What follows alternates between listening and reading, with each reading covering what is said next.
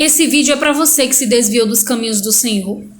E também é para você que está dentro da igreja, dentro da casa de Deus, achando que Ele está com você e você está em desobediência, em pecado.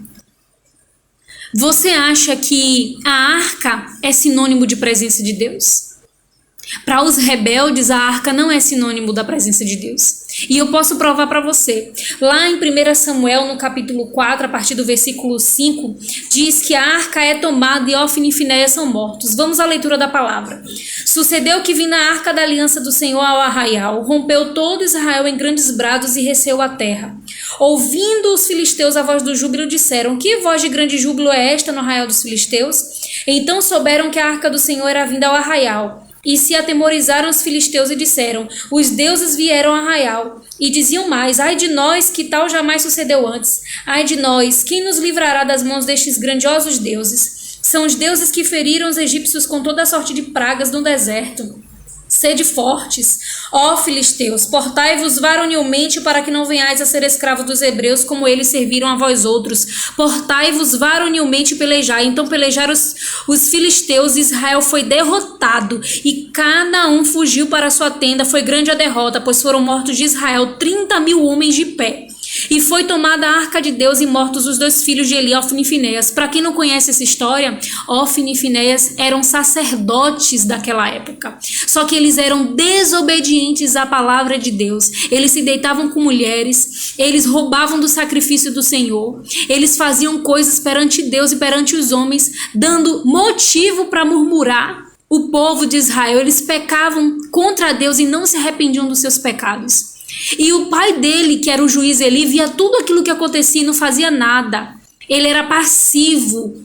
Ele não tinha nenhuma postura de repreensão com os filhos dele. E Deus usou um homem para dizer que mataria os dois filhos dele. Porém, nessa peleja dos filisteus com Israel, eles tiveram a primeira derrota. Mas em seguida eles pensaram: fomos derrotados porque não trouxemos a arca de Deus para o meio da batalha. E eles foram pegar a arca de Deus e colocaram no meio da batalha. E eles acharam que a arca de Deus ia dar vitória para eles perante aquela guerra. Porém, o povo estava em desobediência. E o povo perdeu e a arca foi tomada.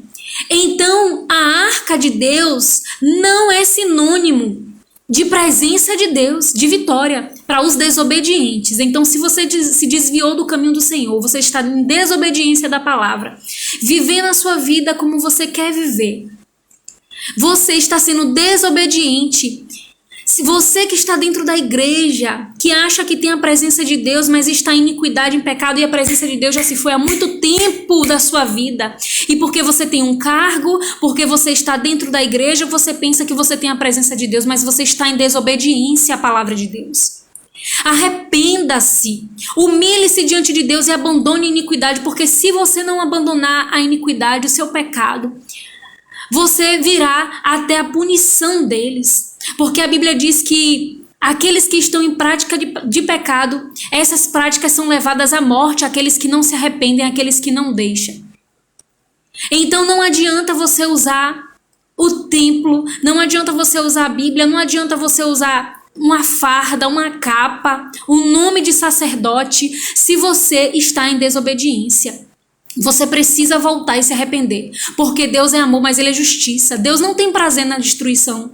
Deus não tem prazer na morte do ímpio, na morte de quem Ele ama e quer salvar. Não, mas aqueles que são desobedientes, a presença de Deus, o juízo de Deus, a sabedoria, a perfeição de Deus, a santidade de Deus é tão forte que Deus não pode ficar sem fazer justiça sobre a vida daqueles que desobedecem. Então, você que está ouvindo essa mensagem agora, que você pensa que já tem a presença de Deus, mas há muito tempo ela se foi de você, porque você está em desobediência.